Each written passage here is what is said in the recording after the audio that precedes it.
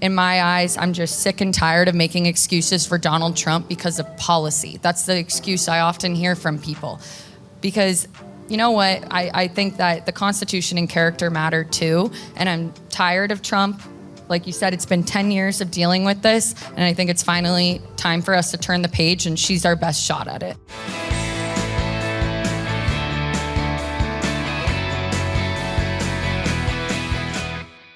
And we're back with Sarah Matthews. You guys might know Sarah Matthews.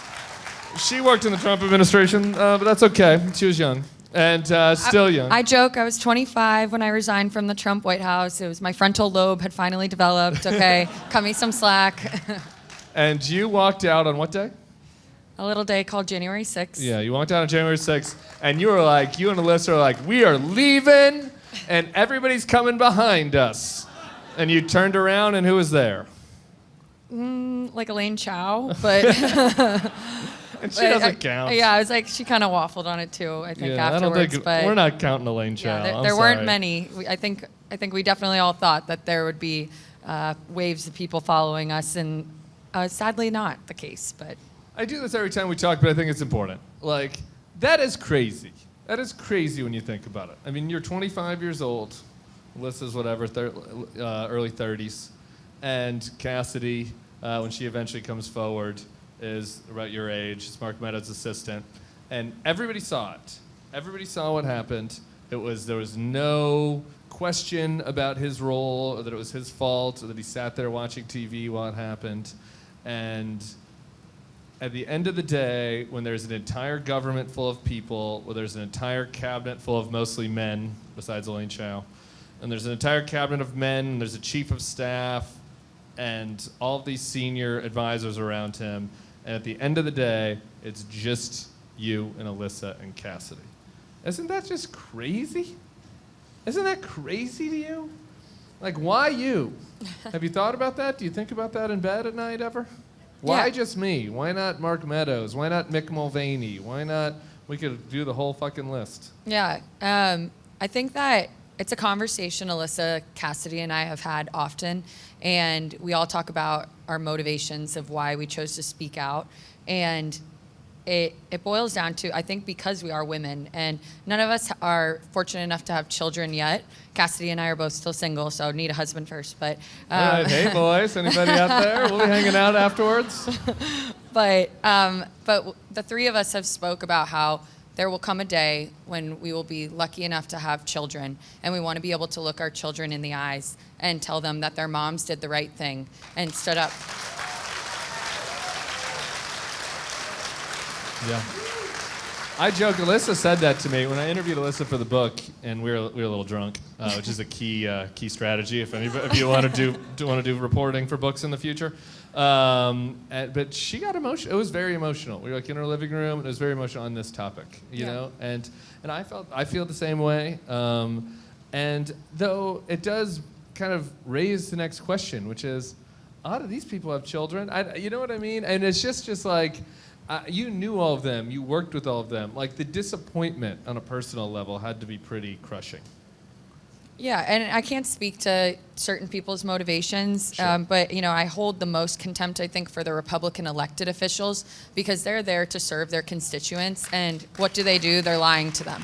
Privately, they're saying all these things that I'm saying publicly, and it's just unfortunate because they'd rather prioritize their own power than telling the American people the truth about the type of man that they know Donald Trump to be. Yeah. And also, because this was supposed to be one question, but I'm riling myself up every time we talk about this topic. But it's like, the other thing is, all of them are fine. And this is the thing that drives me crazy. I talked to Kinzinger about this. Like, they are Congress people. Like, they would be fine if they resigned. They would want to be on boards. People would have them. Their kids are grown, and a lot of times their career, they've achieved things in their career. Like, it was you guys actually that had more to lose. Yeah. Like, you had your career in front of you. You're 25. And like, so in some ways I think like it was more risky for you than it was for them. Yeah, no, exactly. I think, like, I look back on it, I was 25 when I resigned. I was 27 when I testified before the January 6th committee. I'm 29 today. but my dear friend Cassidy Hutchinson was even younger than I was when she was thrust into that position. She was 25 when she testified. And yeah, we had our whole careers ahead of us. We were clearly on trajectories that if we had just kind of stayed silent and gone along to get along, then we'd maybe have some, position right now in, whatever office. But then I think to myself, like, do I really want that position anyways? No. Hell no. No, I don't Your want to. soul would be withering. Yeah. You'd be putting out a statement from Mitch McConnell today about how J.D. Vance said worse things than he did. Exactly. So it's like, at the end of the day, like, I know that, maybe it's I don't know what their motivations are.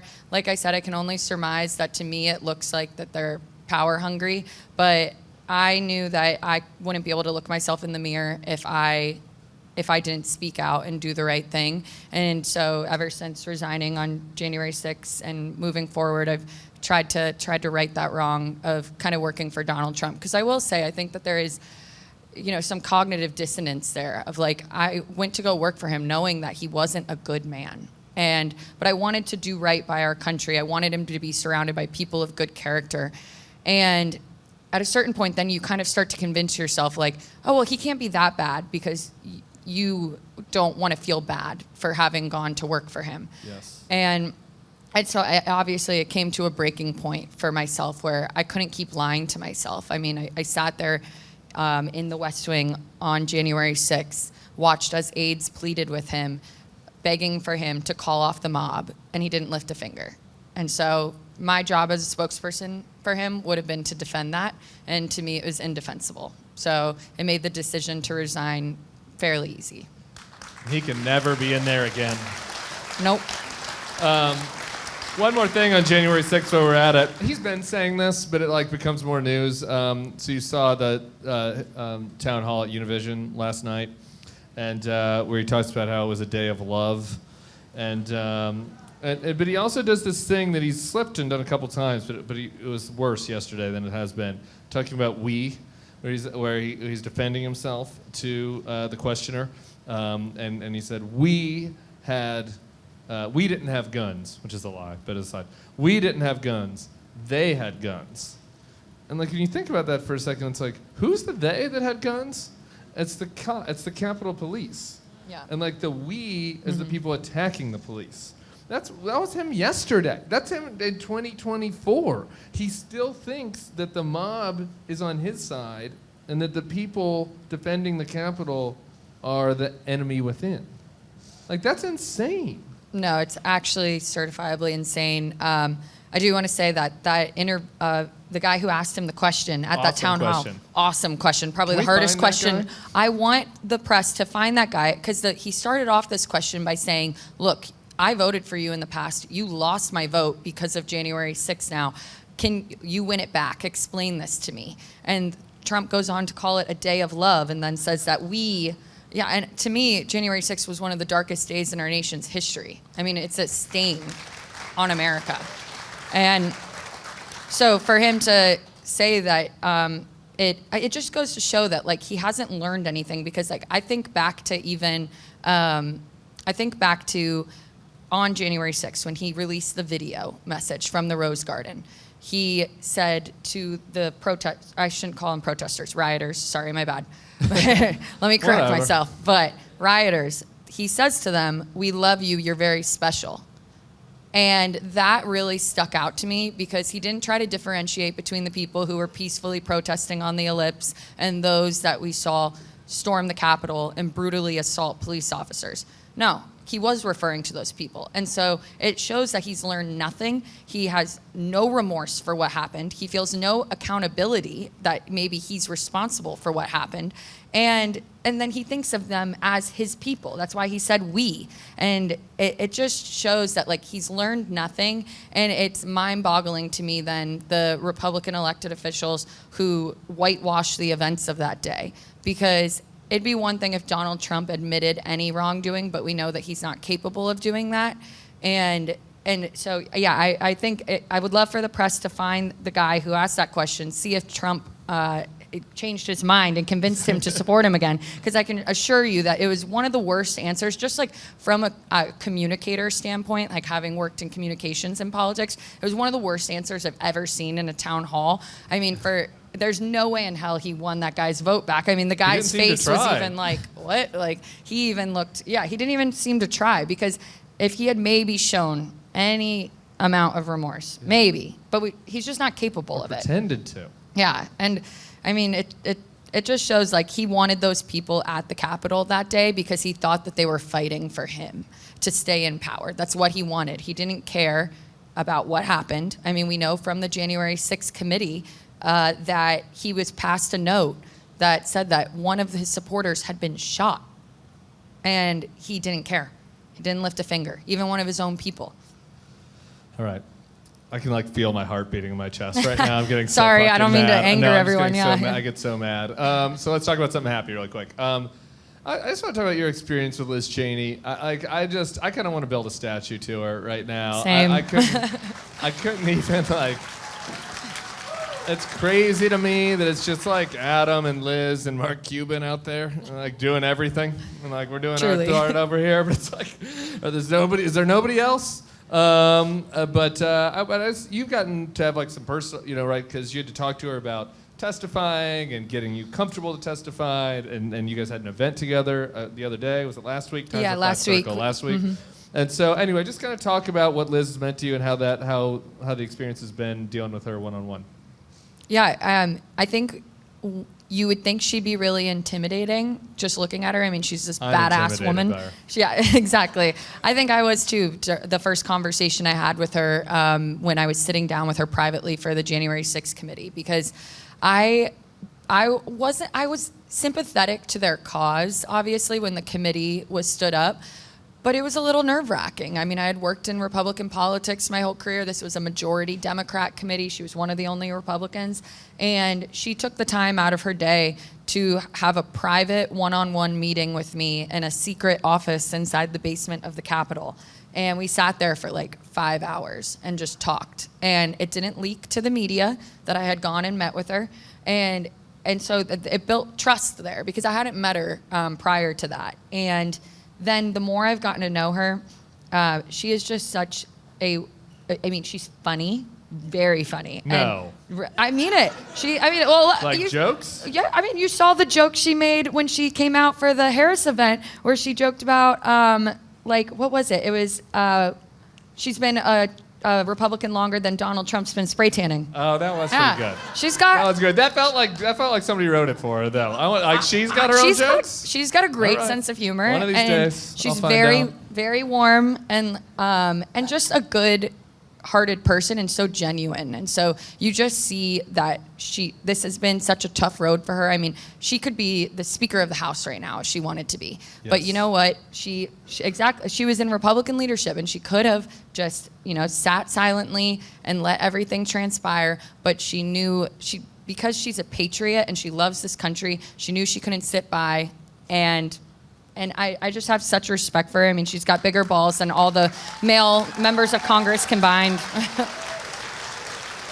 And I'm really proud and honored to know her. And I think she's just been such like a guiding light for myself and Cassidy Hutchinson and Alyssa Farah Griffin and the other women who have spoken out against Trump. And just really honored to know her. We're going to create a little Harlan Crow sculpture garden. Like, she's going to have the biggest sculpture. You have a little one. You have a very little one. I'll take it. If I'm anywhere near her, I'll take it. I won't complain. All of the heroes. All right, last question. I have a gimmick that I asked you, but I'm actually particularly interested in your answer to this because you worked for Trump. And I feel like sometimes some of us never-Trumpers who have been never-Trumpers for 10 years now, like our brains are getting pickled. But the most important question I get from people, I got this on Twitter today, actually, so I'll send this to this guy. He said, I have a sister, I think it was a sister, in Pennsylvania, and she's a conservative. She's a Republican. She's always been a Republican, but she doesn't like Trump. And I'm trying to nudge her to actually vote for Harris and do what you guys are doing. What is the best argument I can make to try to convince her? So I want to hear what you think the best argument would be. All right, I guess this would be my elevator pitch then. On January 6th, Donald Trump, we know from Jack Smith's filing, was told by a White House aide that his own VP had been moved to a secure location because of everything that was happening at the Capitol. The vice president was there with his family that day. And what was Donald Trump's reaction? He said, "So what?"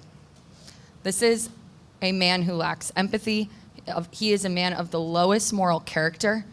And I just think that if he didn't care about his own VP's life being in danger, what makes you think he cares about you?